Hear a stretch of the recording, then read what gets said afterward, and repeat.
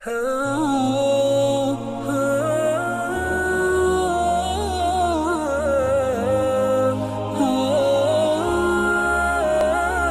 لله نحمده ونستعينه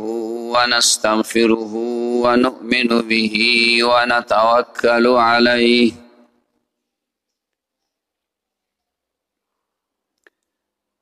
ونعوذ بالله من شرور أنفسنا ومن سيئات أعمالنا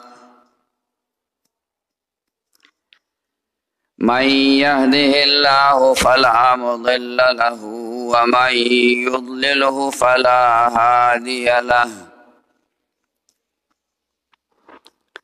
ونشهد أن لا إله إلا الله وحده لا شريك له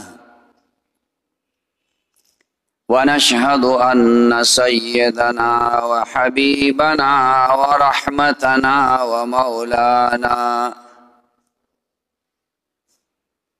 ورحمتنا ومولانا محمدا عبده ورسوله أرسله الله إلى كافة للناس بشيرا ونذيرا وداعيا إليه بإذنه وسراجا منيرا أما بعد فأعوذ بالله من الشيطان الرجيم بسم الله الرحمن الرحيم وما أرسلناك إلا رحمة للعالمين إن الله وملائكته يصلون على النبي يا أيها الذين آمنوا صلوا عليه وسلموا تسليما اللهم صل على سيدنا محمد وآله وعترته بعدد كل معلوم لك اللهم صل على سيدنا محمد وآله وعترته بعدد كل معلوم لك محترم و مسلمانان ورونو د سوخ راسی د نبی علیہ الصلوۃ والسلام د سیرت په سلسله کې بیان شروع هغه پوری خبره وشوه چې نبی علیہ السلام قبا کې جماعت جوړ کو او مشهور خبره ده چې څوارلس ورځې هلته کې تېرې کړې خو د هغې نه بعد مدینې منورې ته تشریف یوړو په لاره کې د جمعې د مانځه وخت راغی نو په لاره کې یو ځای کې د جمعې مونځ وکړو دغه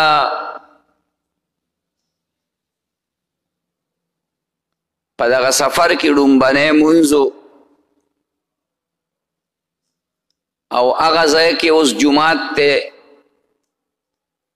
مسجد جمعه ورته وایي غټ جماعت ته ښایسته د هغې نه بعد نبی علیه الصلاة والسلام مدینې منورې ته ور داخل شو او هلته کې د ابو ایوب انصاري رضی الله تعالی عنه په کور کې تېره شو اولنې کار یې دا و چې جماعت جوړ کی نو د ابو ایوب انصاری رضی الله عنه د کور مخې ته یو ډاګو یو درمنو هغې کې څه بوټي موټي هم ولاړو او څه پکې د مشرکانو قبرونه هم نبی علیہ السلام وی چې دا د ځای د چا دی نو د نبی علیہ السلام په ماما خیلۍ کې یو دوه واړه سهل او سهیل دا د هغوی ځای نبی علیہ السلام هغې راوغوښتل دا د خپل تره په تربیت کې نبی علیہ السلام وی دا ځای په ما باندې را خرڅ کوي چې زه پکې جومات جوړ کړم هغې مې موږ د دې پیسې نه لرو نبی علیہ السلام وی زه پکې هسې جومات نه جوړوم یعنی هسې نه قبلوم پیسې به اخلئ بهرحال د هغې چې څه قیمت کېده نو هغه ابو بکر صدیق رضی الله تعالی عنه ورکو او جماعت جوړېدل شروع شو نبی علیہ السلام په خپله باندې هم ګټې او دارنګې کچه خښتې دا به راوړي او صحابه کرامو ته به دعا کوله مهاجرینو ته به هم دعا کوله او انصارو ته به هم دعا کوله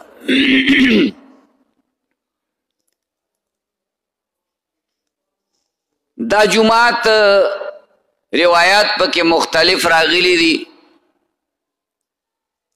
بعضې روایتو کې دا راغلي دي چې دا 80 غزه پلنو او 100 غزه وګدو بعضو روایتونو کې راغلي چې نه هر طرف باندې 100 غزه یو روایت پکې داسې هم شته چې یو طرف 3 غزه بل طرف 450 غزه یاره هر څومره چې وخو کچا جماعت جوړ شو د پاسه پاغې باندې د کجورو لرګي او د هغې د پاسه د کجورو څانګې واچولې چې باران به وشو نو لاندې به اوبه راتلې نو خټې به جوړېدې بیا پې صحابه کرامو لیو وکړو د پاسه پې خاوره واچوله او لیوې پې وکړو چې یاره دا لاندې خټې نه جوړېږي خو کچه جوماتو کله چې د هغې نه نبي علیه السلام فارغ شو نو بیا د نبی علیه السلام د کور بعضې افراد لکه فاطمة الزهرا حضرت سودا او دارنګې حضرت عائشہ رضی اللہ تعالی عنہا ای مکہ مکرمہ کی پاتیو نو نبی علیہ السلام پس زید ابن حارثہ و نور صحابہ او ابو بکر صدیق خپل زوی محمد ابن ابی بکر دا کسان یو وفد اولیگه چې دغه زنانا او دا ماشومان دا راوغلي ای لاړل مکې مکرمې ته هغې راوستل او چې دا کله جومات تیار شه نو بیا هغې هم راغله د مکې مکرمې نه نو د نبی علیه السلام دپاره د کور نو د دې جومات نه مشرق طرف ته مدینه منوره کې چې مونځ کیږي نو دې جنوب طرف ته مخي او د هغې اصل وجه دا ده چې مکه مکرمه د مدینې منورې نه جنوب طرف ته ده نو دې طرف ته به مخو نو د مشرق طرف ته د نبی علیه الصلاة والسلام د پاره کمرې جوړې شوې او چې نبی علیه السلام به بیا بل واده کو بله نکاح به یې کوله نو د هغې سره به بله کمره جوړېده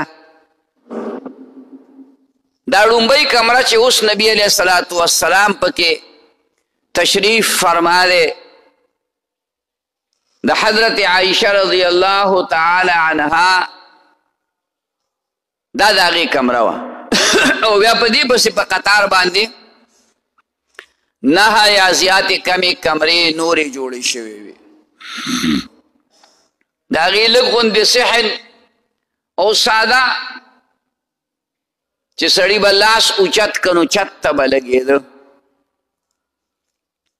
عبدالملک ابن مروان یو خلیفه تیر شوی دی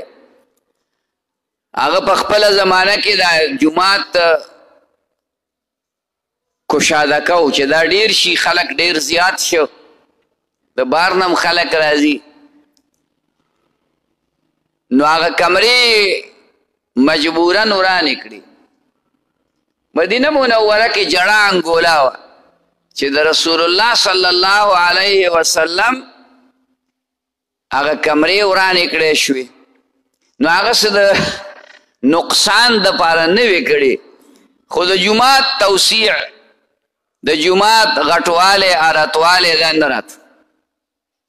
بغیر د دغې نه نه کېده جومات هم تیار شو د نبی علیه السلام دپاره په هغه وخت کې چې څو کمرې لګېدې هغه هم تیارې شوې مکه مکرمه کې چې کله نبی علیه السلام ونو د سار او د مازیګر مونځ لازم دا نور منځونه بیا وروستو راغله چې نبی علیه الصلاة والسلام معراج ته لاړ نو الله جل شانه ورته د دغې منځونو یو تحفه ورکړه یو ډالۍ یې ورته ورکړه هغه یې بیا راوړه نو په مکه مکرمه کې خو صحابه کرام د شمار لږ غوندې خلکو او هر وخت به د نبی علیه الصلاة والسلام سره نو دې مانځه ته د راغونډېدلو څه فکر او څه تکلیف به نه و بیا چې کله مدینه منوره کې جومات تیار شو او تعداد د صحابه کرامو ډیر شو د مکې مکرمې نه هم خلک لاړل هجرت یې وکړو د حبشې نه هم خلک لاړل هجرت یې وکړو اطرافو کې هم خلک مسلمانان شو د مدینې منورې زیات خلک مسلمانان شو بغیر د یهودو نه یهودو کې لږ غوندې خلک مسلمانان شو نور یهود خو فراډیان دوکباز غدار او ناکاره خلکو بلکې د نبی علیه الصلاة والسلام خلاف د دروغو پروپیګنډې به یې کولې د دروغو پروپیګنډا هسې هم ښه نه ده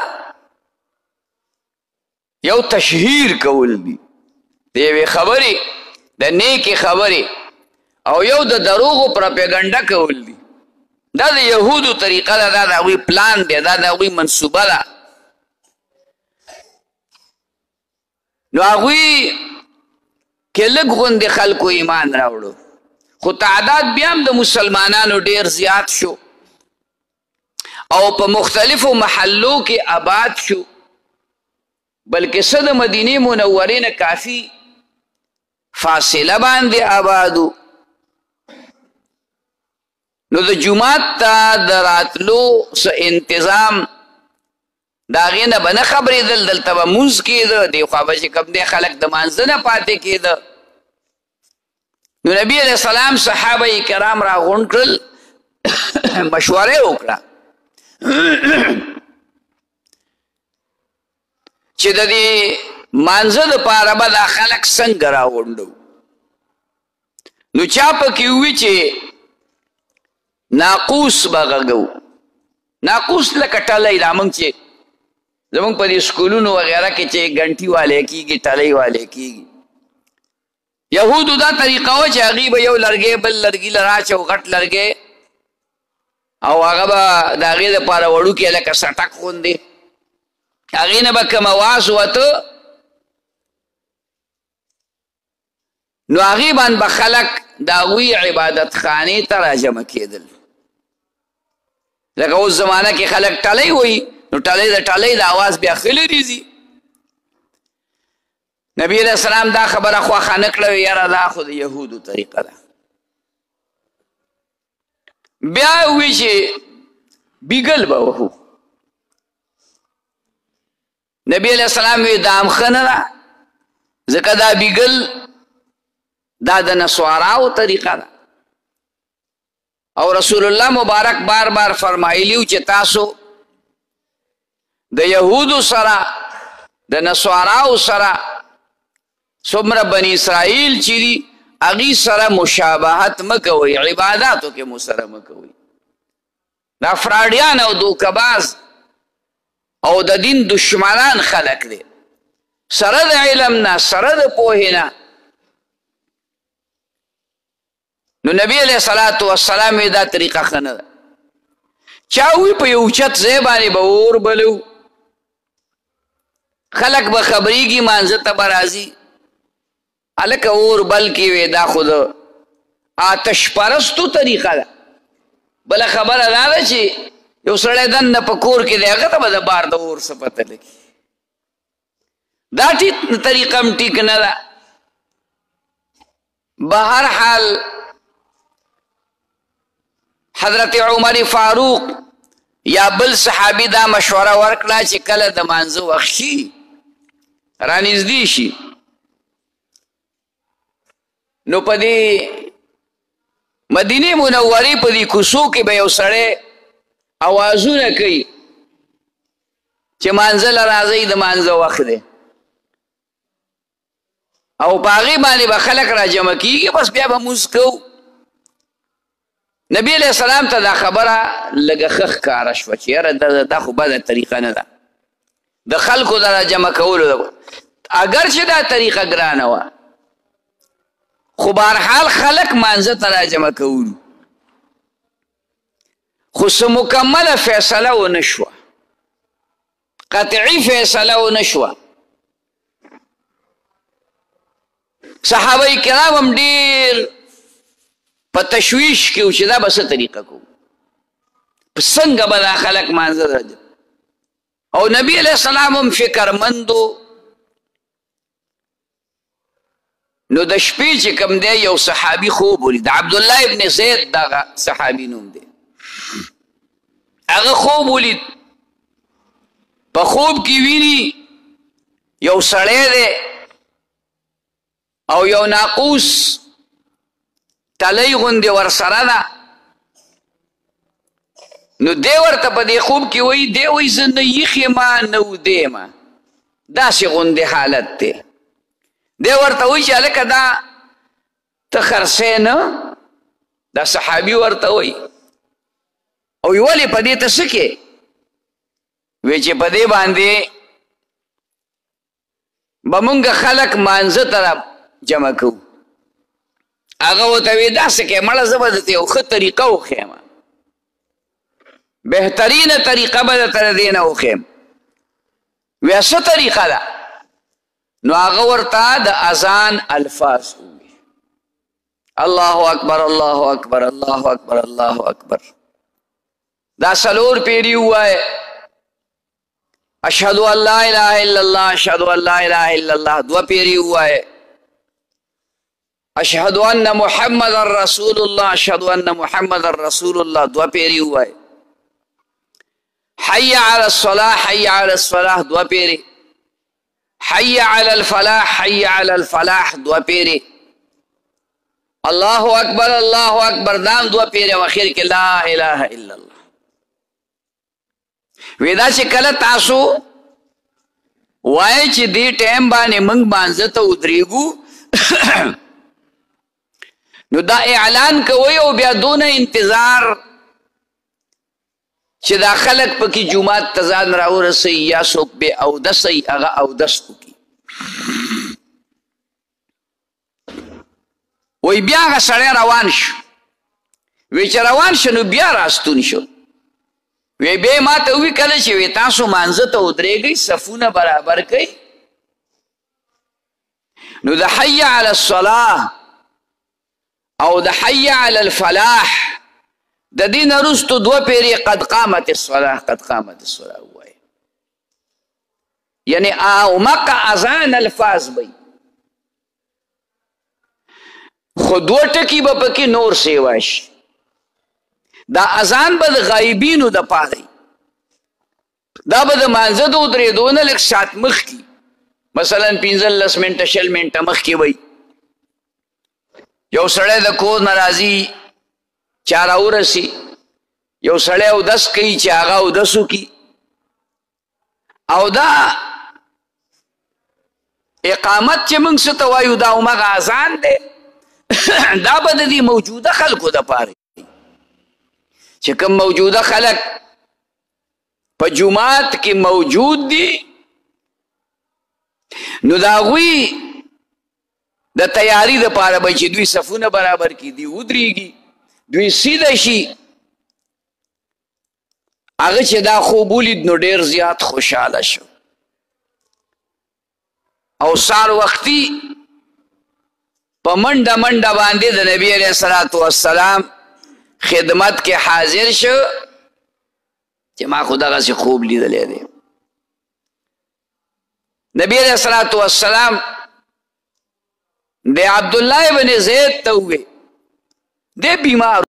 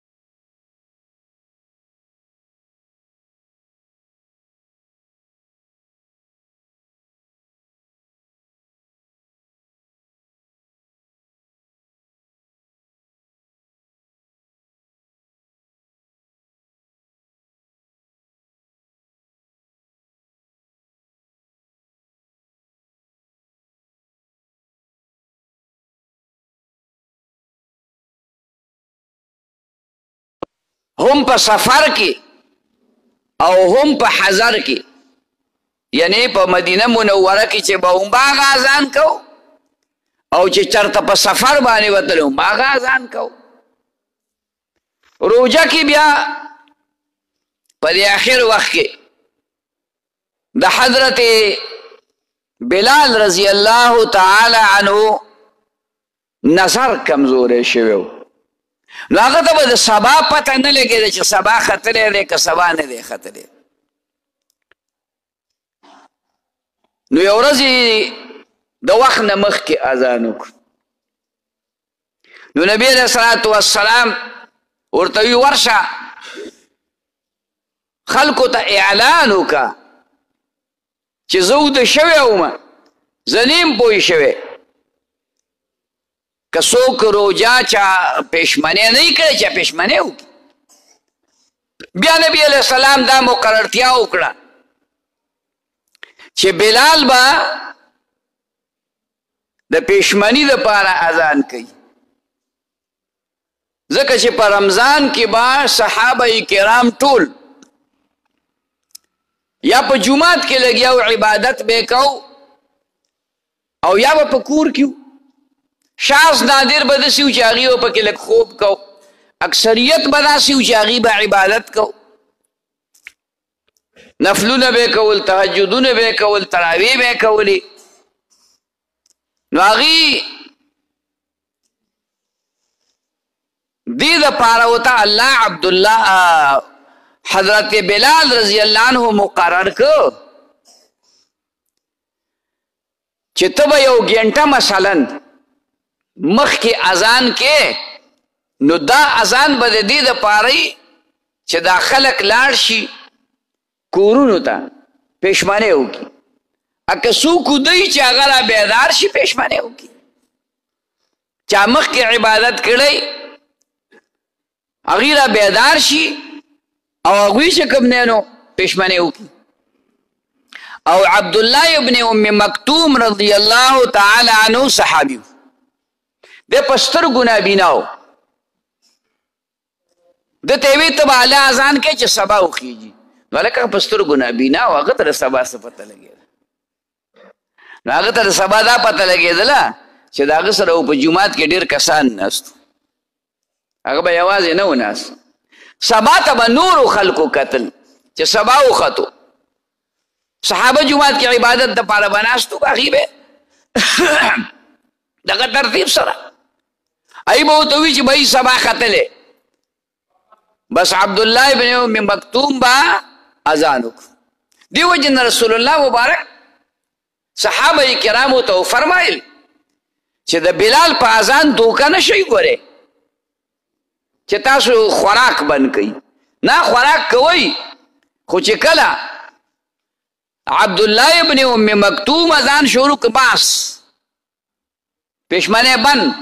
خوراک چې کوم دی نو ختم شو عرض مې درته دا کوو چې جومات جوړ شو د اذان طریقه چې کوم دی نو مقرر شوه او بیا بعضې خلک د هغوی کورونه ډېر زیات لري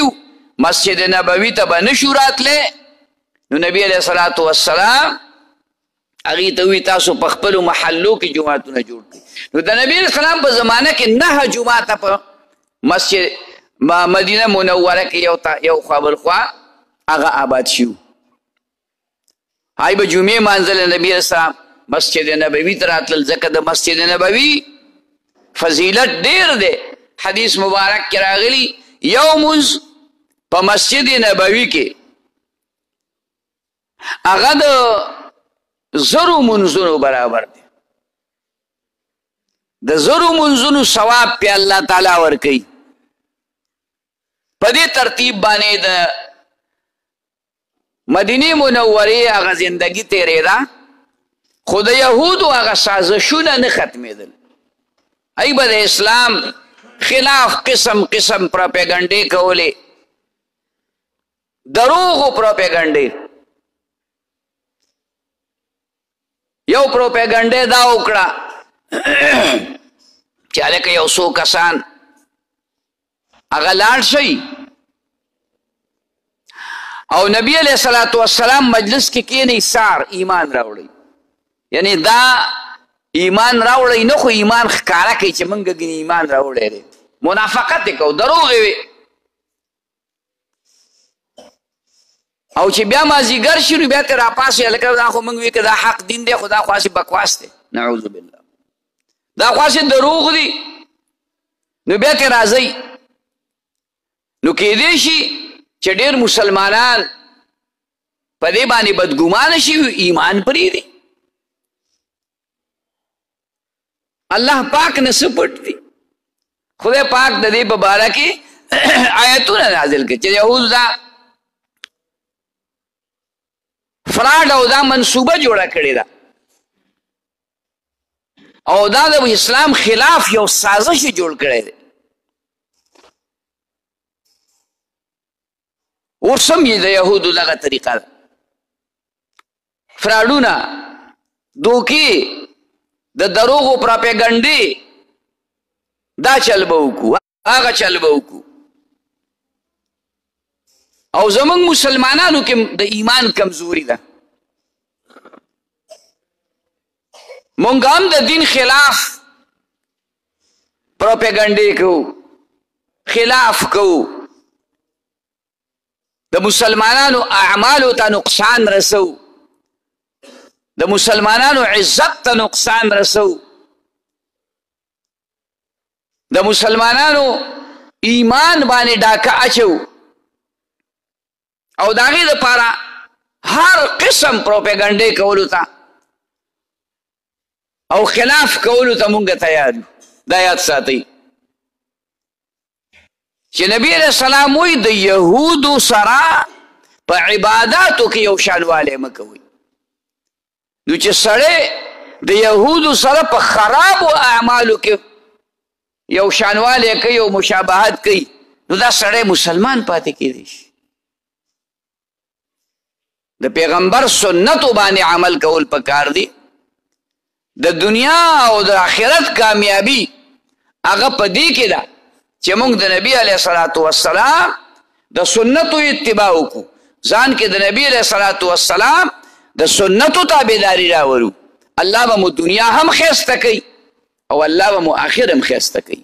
الله دې موږ ته عمل نصیب کړي. واخر دعوانا الحمد لله رب العالمین. دعا وکړئ ربنا آتنا فی